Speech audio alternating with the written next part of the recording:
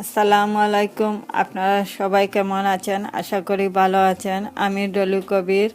আজকে আপনাদের সামনে আরেকটা নতুন রেসিপি নিয়ে হাজির হয়েছি, বাঁধাকপি ভাজি, যেটা সিম্পল একটা ভাজি আজকে আমি তৈরি করব এবং আপনাদেরকে এই রেসিপিটা শেয়ার করব। আমি এখানে ছোট একটা ক্যাবেজ ভাজিটা হ্যান্ড গ্লেটার দিয়ে কেটে নিয়েছি। আপনারা চাইলে ছুরি দিয়েও এটা কিংবা বটি দিয়েও কাটতে পারবেন। আমি এখানে 2টা টমেটো কেটে রেখে দিয়েছি, পেঁয়াজ কুচি, কাঁচামরিচ, পাঁচফোড়ন এবং হাফ চা চামচ হলুদ গুঁড়াটা ভাজার জন্য তেল। এখন আমি এই সিম্পল ভাজিটা আপনাদেরকে তৈরি করে দেখিয়ে দিচ্ছি। একটা ফ্রাই প্যান বসিয়ে দিচ্ছি। এখানে আগের আমার অল্প কিছু তেল আছে, আমি আরও 1 টেবিল স্পুন তেলটা দিয়ে দিচ্ছি। তারপর আমি এটাতে পাঁচফোড়ন এবং পেঁয়াজ কুচিটা দেব। মোটামুটি গরম হয়ে গেছে, আমি পাঁচফোড়নটা দিয়ে দিচ্ছি। পাঁচফোড়নটা দিলে বা যে কোনো ধরনের ভাজির মধ্যে খুব সুন্দর একটা গ্রান আসে, খেতেও খুব মজা লাগে। তারপর আমি এটাতে পাঁচ কুচিটা দিয়ে দিচ্ছি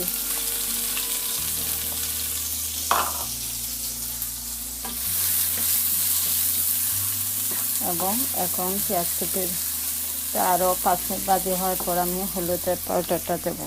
এখানে 2টা কেটে রাখা টমেটো দিয়ে দিচ্ছি। টমেটোটা দেওয়ার পর নেড়ে নিচ্ছি। তারপরে আমি হলুদের পাউডারটা দিয়ে আরও 5 মিনিট এটাকে নেড়ে নেব। হাফ চা চামচ হলুদের পাউডার দিয়ে এটাকে ভালো করে নেড়ে নিচ্ছি এবং ঢাকনা দিয়ে রেখে দেবো। 5 মিনিট পর ঢাকনাটা উল্টে আমি এখন এর মধ্যে ক্যাবেজ ভাজিটা দিয়ে দিচ্ছি, বাঁধাকপি যেটা আমি কেটে রেখে দিয়েছি। এটা খুবই সুস্বাদু এবং মজাদার একটা ভাজি। আপনারা রুটি, পরোটা, সাদা ভাত সব কিছুর সাথে খেতে পারবেন। আমি সবগুলিকে উপর নিচ করে নিয়েছি।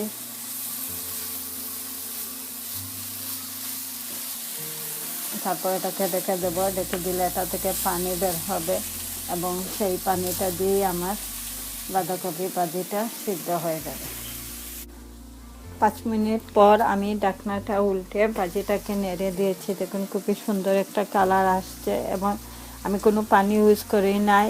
বাঁধাকপি থেকে যে পানিটা বের হয়েছে সেই পানিটাই ভাজিটা সিদ্ধ হয়ে যাচ্ছে। আরও 5 মিনিট পর আমার ভাজিটা মোটামুটি হয়ে যাবে।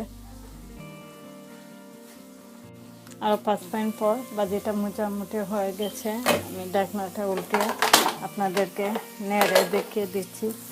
দেখুন খুবই সুন্দর একটা ভাজি হয়েছে। এটা ননস্টিকের ফ্রাই প্যানে করাতে নিচে ধরে না। জর্জরা সজরা ভাজিটা খেতে খুবই মজা এবং সুস্বাদু। আমি এখন এটা সাদা ভাতের সাথে আপনাদেরকে পরিবেশন করে দেখিয়ে দিচ্ছি।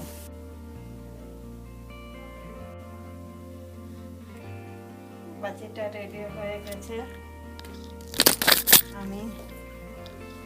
আমি একটা প্লেটের মধ্যে নিয়ে একটা পরিবেশন করে দিয়েছি এবং সাথে সাদা ভাতের সাথে ভাজি, একটা বয়েল ডিম, লাল মরিচ ভাজা, 1 পিস লেবু এবং রেড অনিয়ন পিস দিয়ে দিয়েছি এবং সাথে ডাল।